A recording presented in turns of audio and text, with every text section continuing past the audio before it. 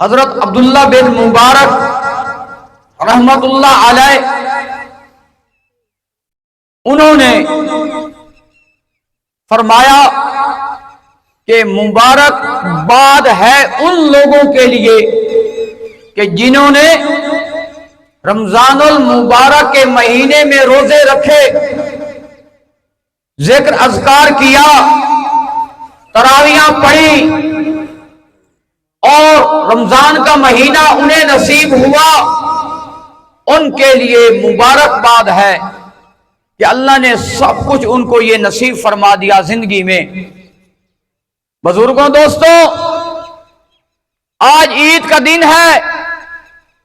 کتنے لوگ ایسے ہوں گے جنہوں نے پچھلی عید ہمارے درمیان پڑی تھی، زمین کے اوپر تھے، لیکن آج زمین کے نیچے ہیں۔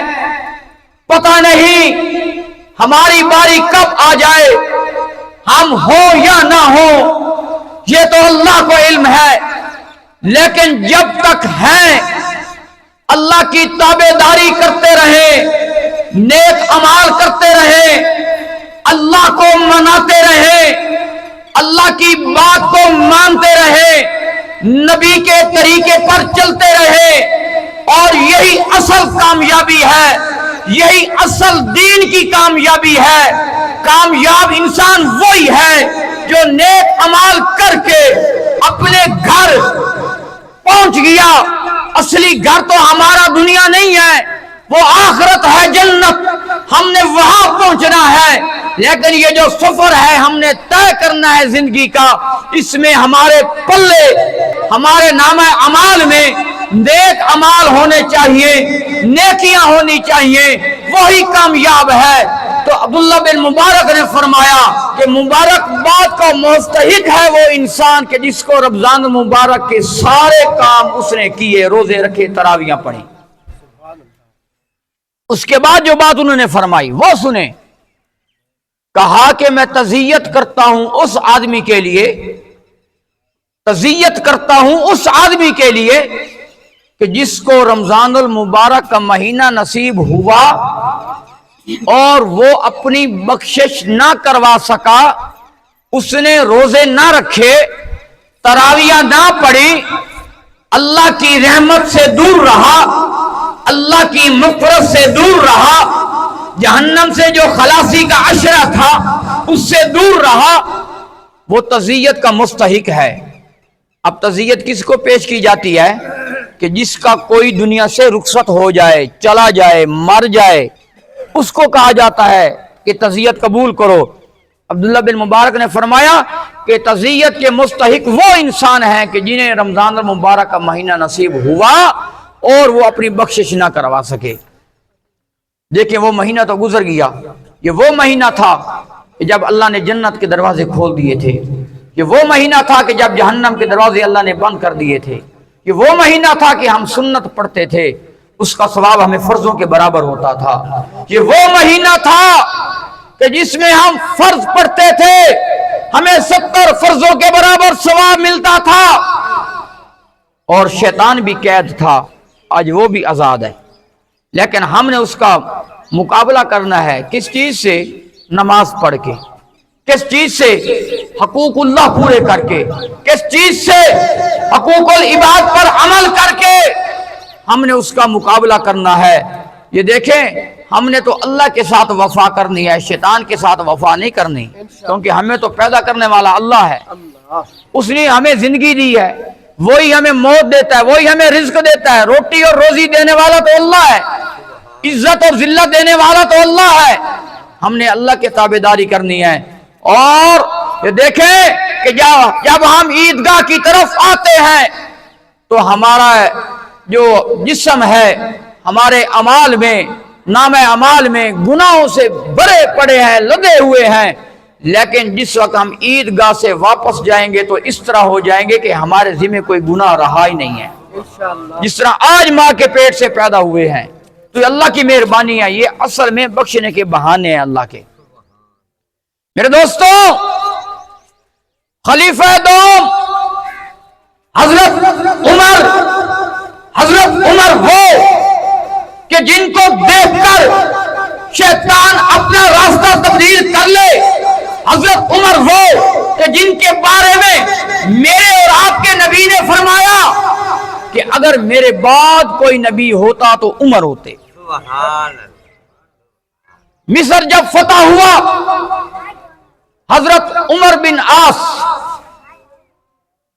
ان کے پاس مصر کے لوگ آئے، کہا امیر المومنین یہ دریا نیل میں پانی نہیں آ رہا۔ پوچھا کیوں نہیں آتا؟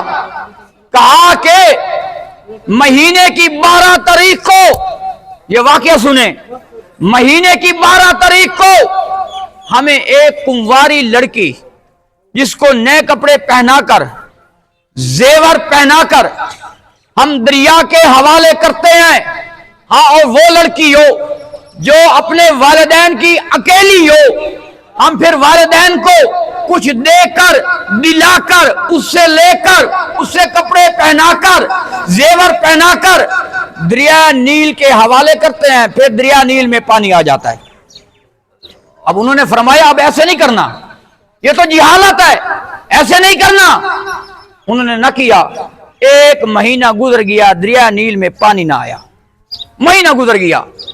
اب کھیت ان کے سوکھے نظر آنے لگے، پانی نہ رہا، تو وہ آئے ان کے پاس، کہا کہ اب ایسا کرتے ہیں کہ ہم مصر کو چھوڑ کر کہیں اور چلے جاتے ہیں کیونکہ یہاں تو پانی نہیں ہے۔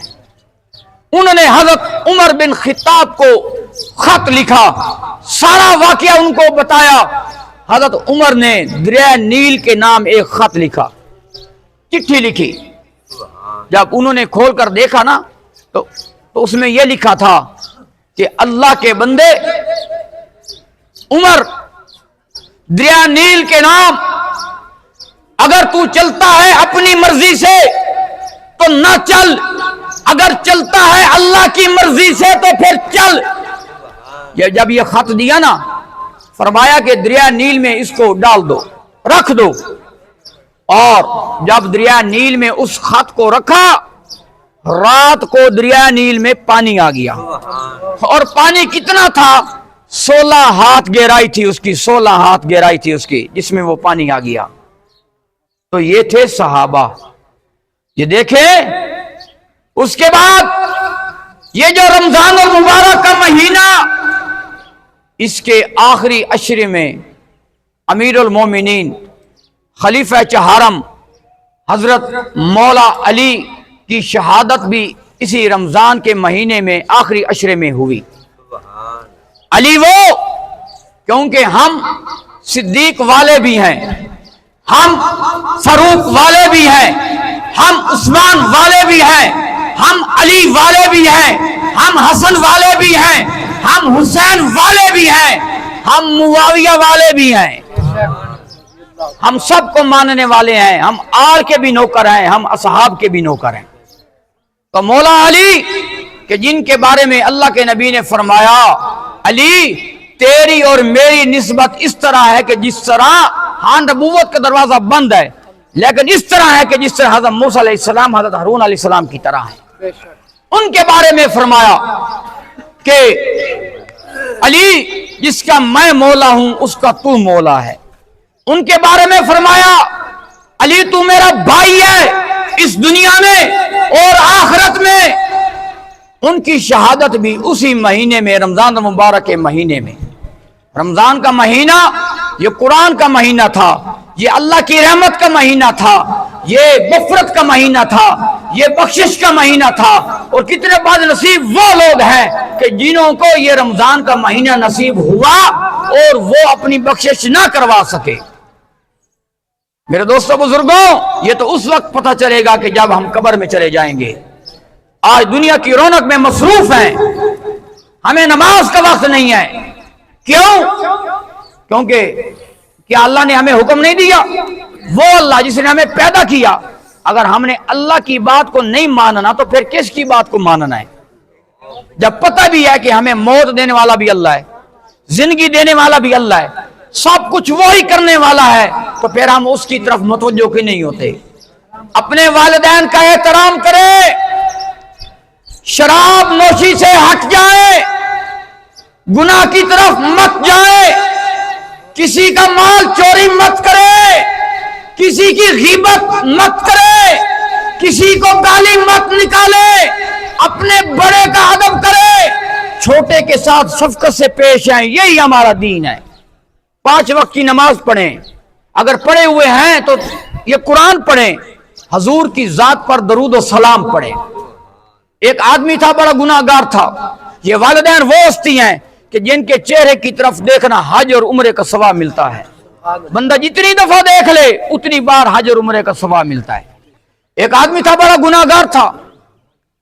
जब उसका नामा अमाल आया, उसकी नेकियां और उसके गुनाह बराबर हो गए, पलड़ा बिल्कुल बराबर हो गया, ना नीचे ना ऊपर। एक चिट्ठी आई जिसमें लिखा हुआ था उफ। वो आया ना, वो गुनाहों वाला जो पलड़ा था वो भारी हो गया, जो नेकियों वाला था वो हल्का हो गया।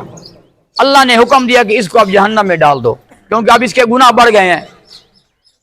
जब वो जहन्नम में जा रहा था, उसने फरिश्तों से कहा कि एक दफा तो मुझे अल्लाह के पास ले जाओ। अल्लाह ने कहा ले आओ। जब आया, अल्लाह ने पूछा क्या चाहते हो? कहा अल्लाह, मैं गुनाहगार हूं, तेरी नाफरमानी की है, लेकिन मेरी तरह मेरे वालिदैन भी जहन्नम में जा रहे हैं। मैं ये नहीं चाहता, ठीक है मैंने उनकी दुनिया में नाफरमानी की है, ऐसे कर मेरे अजाब को बढ़ा दे और उनके अजाब को कम कर दे, मुझे जहन्नम में डाल दे, उनको जन्नत में डाल दे। जब ये बात की ना तो अल्लाह को तरस आ गया कि ये आज तो वालिदैन की सोच रहा है कि मेरी तरफ से मुझे जन्नत में न डाल, मेरे वालिदैन को डाल। अल्लाह को ये बात इतनी पसंद आई कि अल्लाह ने कहा कि तुम भी जन्नत में चले जाओ, तुम्हारे वालिदैन भी जन्नत में चले जाएं। हमें अपने वालिदैन की इज्जत करनी चाहिए, उनका एहतराम करना चाहिए, वही तो सबब बने हैं हमारे दुनिया में आने का। जब हम जवान हो गए फिर अकड़ गए कि वालिदैन कौन है? नहीं, वही नहीं है जिन्होंने हमें हाथ पकड़कर चलाया था, जिन्होंने हमें बोलना सिखाया था, जिन्होंने हमें मदरसे और स्कूल में भेजा था, जो हमें नए नए ईद पर कपड़े लेकर देते थे। आज हम उनकी इज्जत नहीं करते। अगर कोई किसी से कोई नाराज है, वालिदैन अगर नाराज है अपनी औलाद से, चले जाएं, जाकर मना लें। अगर भाई भाई के साथ नहीं बोलता, चले जाएं मना लें। कोई दोस्त दोस्त के साथ नहीं बोलता, चले जाएं मना लें। जब हम दुनिया में किसी को माफ कर देंगे तो अल्लाह कल क़यामत के दिन हमें माफ कर देगा। तो मेरे दोस्तों, मेरे बुजुर्गों, ये ईद उल फित्र का जो दिन है, ये इनाम का दिन है जो अल्लाह ने हमें दिया है रोजे रखने की खुशी में। खुश नसीब वो लोग कि जिन्होंने रोजे रखे हैं, अल्लाह की ताबेदारी की है, अल्लाह की नाफरमानी से बचे हैं।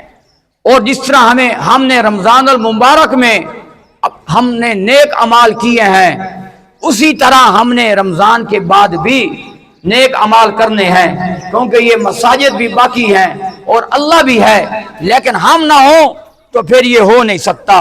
अगर हमने आना है, अगर अल्लाह के घर नहीं जाना तो फिर किसके घर जाना है? इंशाल्लाह नमाज पढ़ेंगे ना रमजान के बाद भी, उसी तरह जिस तरह हमने पहले इबादत की हैं, इस तरह उसी तरह करेंगे इंशाअल्लाह।